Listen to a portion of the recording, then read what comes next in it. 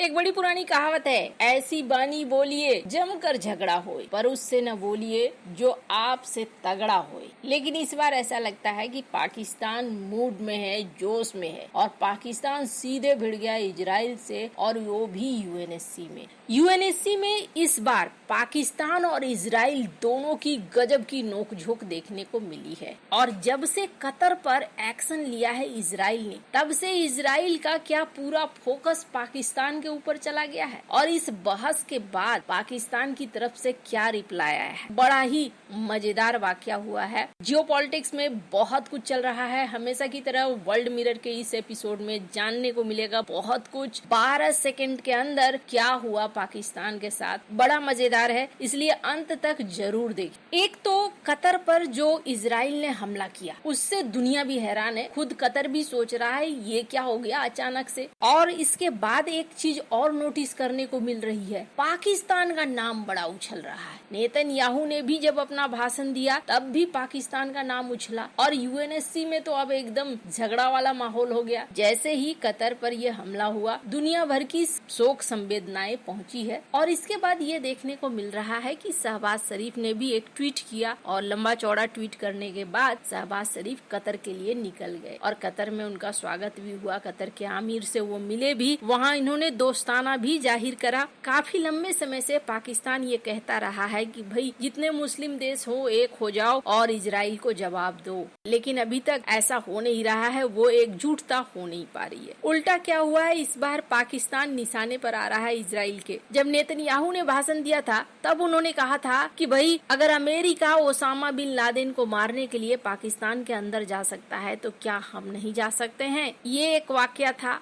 चलो यहाँ लगा कि अच्छा ठीक है, एक एग्जाम्पल दे दिया, लेकिन नहीं। इजराइल के जो दूत बैठे, दरअसल यूएनएससी में एक इमरजेंसी मीटिंग बुलाई गई कतर पे हमले के बाद, और यहाँ पर वोटिंग वगैरह भी हुई है। तो यहाँ पर इजराइल ने अपना पक्ष रखा। स्क्रीन पर इस वीडियो को सुनिए। My speech I stick to the facts, and the fact is that Osama bin Laden was killed in Pakistan, and no one condemned the US. And when other countries in this council attack terrorists, no one condemns them, and that is the issue of double standards.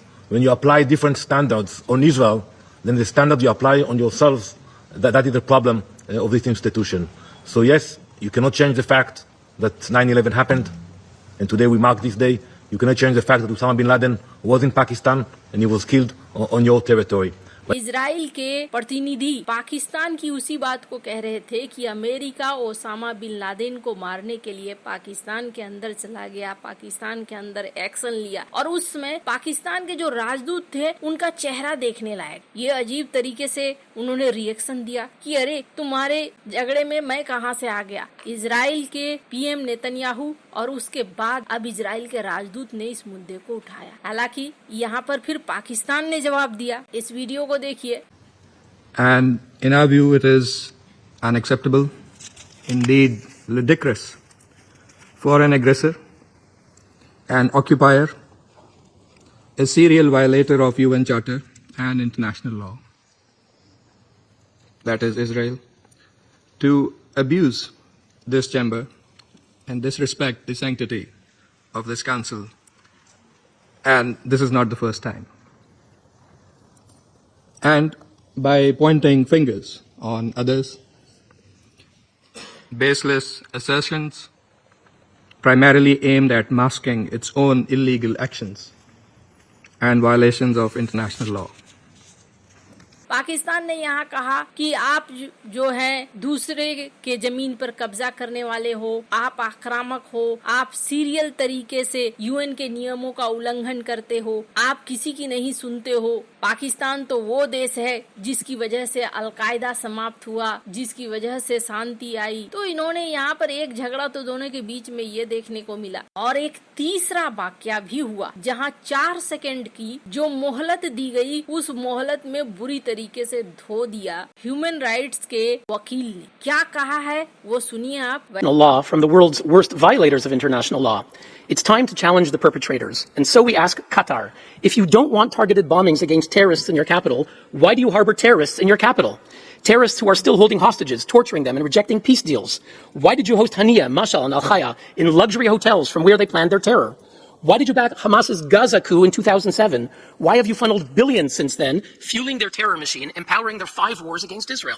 Why did you blame Israel for October 7th, absolving Hamas of massacring 1,200 Israelis, Americans, and others? Why is your state-owned Al Jazeera serving as the terror group's non-stop propaganda arm? Why do you act as a mediator by day and a terror sponsor by night? Mr. President, the record shows Qatar is a state sponsor of terror. The Gulf states said so in 2017 when they suspended ties with Qatar. Now, yesterday, Antonio Guterres and French President Macron condemned Israel. But when the U.S. killed bin Laden in Pakistan, the UN chief at the time celebrated that, quote, justice has been done to such a mastermind of international terrorism. France called it a victory for all democracies. We ask both, how is this different? Now, when Israel captured the Nazi Adolf Eichmann, rescued the hostages at Entebbe, and destroyed Saddam's... A point of order. Sorry, delegation of Pakistan. Thank you, Mr. President. While we believe in constructive engagement with the civil society organizations and value their inputs, we urge you to ensure that no speaker violates the principles and purposes of the UN Charter and the territorial integrity of sovereign member states. We reject casting unfounded accusations and allegations. Thank you. Point. जो भाव भंगिमा है ना, उससे बहुत सारी चीजें भी समझ में आएंगी। यहाँ पर इन्होंने कहा, ठीक वही बात दोहराई कि ओसामा बिन लादेन को मारने के लिए अगर पाकिस्तान में एक्शन लिया जा सकता है तो फिर कतर में क्यों नहीं लिया जा सकता है? कतर आखिर ऐसा क्यों करता है? कतर पालन पोषण करता है, कतर के बड़े बड़े होटलों में ये आतंकवादी ठहरते हैं, आप उन्हें रखते क्यों हैं? आपको उन्हें नहीं रखना चाहिए। ये सारी बातें ये कह रहे थे। पाकिस्तान का नाम जैसे आया कि ओसामा बिन लादेन यहाँ पर था जिसे अमेरिका ने मारा, पाकिस्तान कूद पड़ा और पाकिस्तान ने यहाँ टोकना शुरू कर दिया। अब उसके बाद यूएनएससी में कनाडाई मूल के इस मानव अधिकार वकील हिलेल नेऊर को 4 सेकंड का वक्त दिया गया और इन्होंने इस 4 सेकंड में क्या कहा है वो सुनिए। Of order or on procedural issues, not on substantive issues. I give the floor back to United Nations Watch for 4 seconds.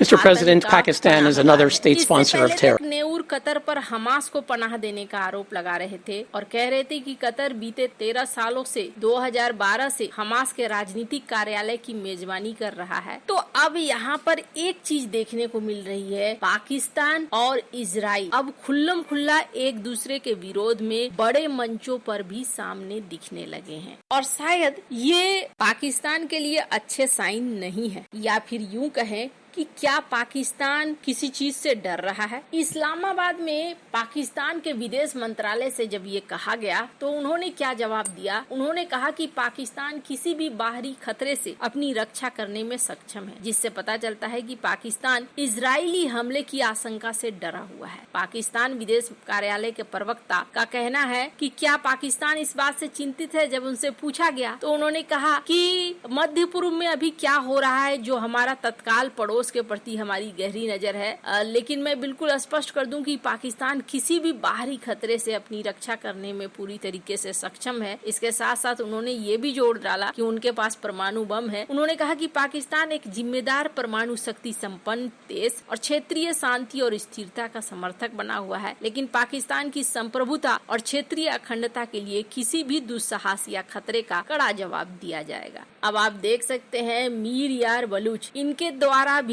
इस मुद्दे को उठाया जा रहा है कि पाकिस्तान में ओसामा बिन लादेन था। तो एक तरीके से आप देखिए पाकिस्तान अब इस पूरे खेल के केंद्र में आता जा रहा है। खैर, अब आने वाले दिनों में क्या होता है वो देखने वाली बात है। कतर क्या फैसला लेता है ये भी एक बड़ी बात है। क्या बदले में कोई एयर स्ट्राइक होती है? क्या कतर जवाब देता है? और क्या इस जवाब में पाकिस्तान कतर के साथ रहेगा? पर फिलहाल के लिए ये देखने को मिल रहा है कि पाकिस्तान जैसे जैसे इस मुद्दे में अंदर घुसता जा रहा है वैसे वैसे हंसता भी जा रहा है। वैसे जिन्हें नहीं पता है उन्हें बता दूं, इतिहास में एक मौका ऐसा आया था जब पाकिस्तान के परमाणु शस्त्रागार और परमाणु संयंत्रों की धज्जियां उड़ाने वाला था इजराइल, और इसके लिए पूरी तैयारी भी हो गई थी। कहा जाता है कि फाइटर जेट तैयार हो चुके थे, लेकिन अंतिम क्षणों में मामला कुछ बदलना पड़ गया और बाल बाल बच गया था पाकिस्तान। वैसे आपको क्या लगता है इन सब मामले में? आप क्या राय है कमेंट कर जरूर बताएं। जल्द मिलते हैं अगले वीडियो में नई खबर के साथ।